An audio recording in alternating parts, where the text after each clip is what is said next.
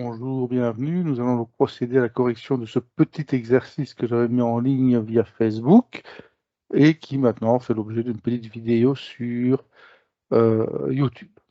Alors, nous avons ici une série de signes, de hiéroglyphes, bien entendu, et je vais appliquer la méthode que j'applique d'ordinaire et habituellement pour pouvoir traduire ces textes. La première des étapes, c'est celle qui consiste à pouvoir découper le texte, à pouvoir le découper en signes individuellement, il faut pouvoir les identifier tous, bien entendu, mais aussi et également pouvoir identifier ce que j'appelle les points de calage, à savoir les hiéroglyphes qui permettent de couper une phrase, à savoir les mots, les signes, pardon, qui sont des déterminatifs qui clôturent en général un mot. On aura des êtres humains complets, des mammifères complets, des parties d'êtres humains. On voit ici les deux petites jambes qui expriment le mouvement, par exemple. Et dans la boîte à outils du cours Google, Google Classroom, j'y arriverai, vous retrouvez tous ces documents-là qui sont en libre accès. Donc la première des choses, lorsque je veux découper mon texte ici, eh bien, je vais pouvoir identifier, je vais d'abord passer dans GSesh en texte latin, hein, c'est plus facile. Donc ici, si je regarde, j'ai un IA ou un S, et puis surtout ici, j'ai un être humain complet suivi d'un trait vertical, eh bien, j'ai la quasi-certitude que je peux couper la phrase ici. Si je continue, je vais avoir d'autres éléments comme la face ou très certainement le hiéroglyphe qui est ici, qui est le rouleau de papyrus, positionné verticalement dans ces cas-là, mais ça ne change rien, et qui est le déterminatif des choses conceptuelles, des idées. Donc je sais que je vais pouvoir couper. Si je continue encore un petit peu, j'ai les trois traits du pluriel qui sont ici, et ces trois traits du pluriel marquent la fin d'un mot. À partir de là, il faut, avec l'expérience, faire intervenir un peu de vocabulaire. Et l'œil s'habitue à retrouver des groupes de signes. Et donc, par exemple, ici, le S, le N et les trois traits du pluriel qui suivent, eh bien, c'est un pronom que je connais, hein, qui me permet de couper ici le texte. Les pronoms possessifs, suffixes qui viennent se mettre ici après le document. On a un autre groupe de mots qui est ici, qui est ces deux signes-là tout à fait caractéristiques et qui sont un verbe sur lequel on va revenir dans un instant.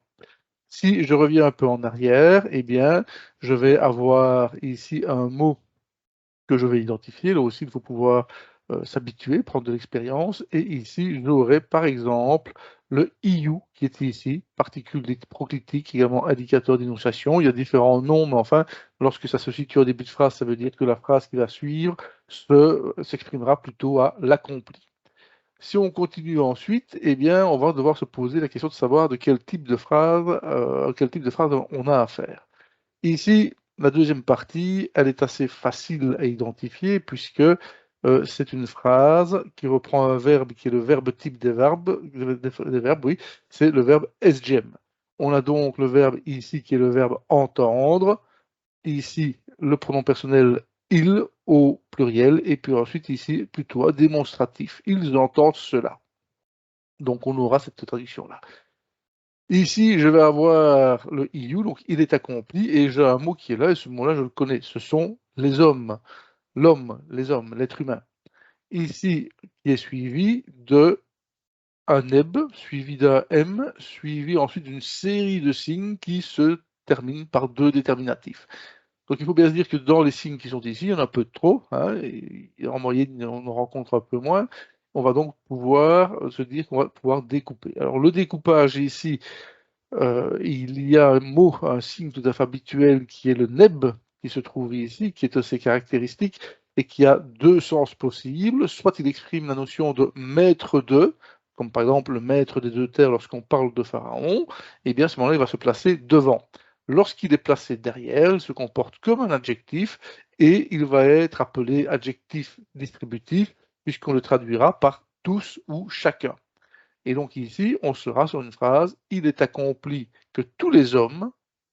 Et puis, le problème, c'est que je n'ai pas de verbe ici. Je n'ai pas de verbe complètement à la phrase du dessous où j'ai un verbe. Ils écoutent cela. Donc là, j'ai une phrase verbale, une proposition verbale. Donc il faut arriver ensuite à pouvoir déterminer de quel type de phrases on a dans la boîte à outils, toujours pareillement, vous avez la possibilité de retrouver un schéma, qui est un schéma qui reprend l'ensemble des différentes grandes catégories. Hein. C'est un schéma fort simplifié, mais qui permet d'expliquer. Donc en égyptien ancien, vous aurez toujours un sujet. À propos de ce sujet, on va dire quelque chose. C'est ce qu'on appellera le prédicat. Ce prédicat peut être verbal, nominal, adjectival, adverbial. S'il est adverbial, il peut être adverbe, complément prépositionnel, préposition plus infinitif ou ce qu'on appelle un accompli résultatif ou parfait ancien. Là aussi, il y a quelques dénominations différentes, mais ça représente la même forme. La question est donc de savoir à quelle forme nous avons affaire. Ici, pour la seconde phrase, on est clairement dans un prédicat verbal. J'ai mon sujet, ils entendent cela. Donc on a un verbe, un sujet, un verbe, un objet. Dans l'autre phrase, on a un indicateur d'énonciation qui fait qu'on est sur une phrase plutôt pseudo-verbale parce qu'il n'y a pas vraiment de verbe, mais il est accompli que tous les hommes. Et puis ensuite, ce qui est intéressant, et là je vais aller chercher ici, on a toujours de la boîte à outils, les tableaux des prépositions, c'est très important, les prépositions, et vous voyez qu'ici, on a la préposition M, qui fait partie des prépositions les plus fréquentes, que personnellement, je qualifie de M d'état, c'est-à-dire que l'on est en état 2. Ce qui signifie donc que dans la classification des phrases qui sont exprimées ici, le M qui est ici, si on le prend en découpant comme ceci, on se dit, je vais avoir affaire à une phrase avec un sujet, un prédicat, de type adverbial. Ce type adverbial est composé ensuite, la suite est introduite par une préposition. Donc de deux choses l'une, ou bien nous avons un complément prépositionnel, ou bien nous avons une préposition qui introduit un infinitif.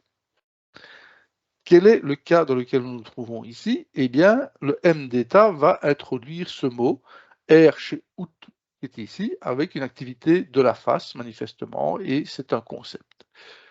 À ce moment-là, j'ai ici un mot signifiant tout à fait caractéristique, avec 1, 2, 3 phonétiques, et puis j'ai un T. Et c'est le T qui m'embête un peu, parce que le T, soit c'est la forme nominale d'un verbe, et à ce moment-là, je suis dans le cas d'une préposition introduisant un infinitif, soit c'est un nom ou un adjectif ou autre chose, et dans ce cas-là, à ce moment-là, le M est un M prépositionnel qui introduit un complément prépositionnel tout à fait classique. Donc ici, moi j'ai traduit tout ceci à l'arrache avec du vocabulaire que je connais. Il est accompli que tous les hommes sont en état, je suis bien obligé, nous sommes dans une phrase non verbale, donc je dois insérer un verbe être, hein, c'est soit ce qu'on appelle les auxiliaires ou un pseudo ou un para-auxiliaire ici, mais en tout cas on va dire au moins le verbe être. Donc il est accompli que tous les hommes sont, ou que chaque homme est en état de ceci. Alors à ce moment-là, c'est le mot signifiant un peu plus complexe.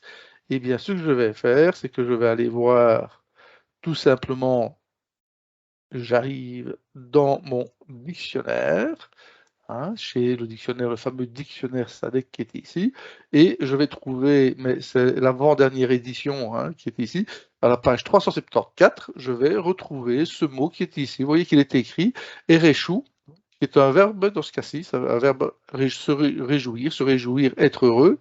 Il peut être, et ici on a une graphie qui se rapproche un peu plus de ce qu'on avait, qui est un nom, la joie, l'allégresse, la joie de vivre. Et on peut aussi avoir ici un RH, tout simplement, c'est joyeux, bienheureux, et vous voyez que c'est un mot qui est assez bien connu. Donc on peut donc être certain que ceci est le mot qui est la joie. Donc nous aurons donc, il est accompli que chaque homme, que tous les hommes sont en état de joie, ils entendent cela. Alors à partir de là, nous sommes évidemment hors contexte et comme j'ai l'habitude de le dire, c'est le contexte qui est essentiel à étudier en premier lieu, puisque c'est lui qui vous permettra d'aboutir à une traduction, une interprétation correcte. Hein. Et donc dans ce cas-ci, on ne va pas non plus se faire mal pour le plaisir. Donc ici, je vais vous ressortir le corrigé définitif. Je vais le chercher dans le bon fichier. Et donc, nous avons la translittération qui apparaît ici. Il est accompli que neb, il est accompli que tous les hommes sont en état de joie.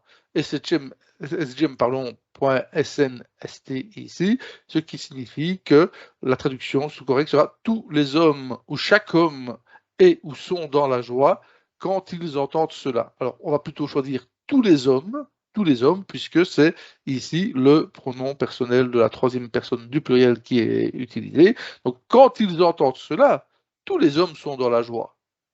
Et donc, voici notre phrase corrigée. Voilà, merci beaucoup pour votre attention.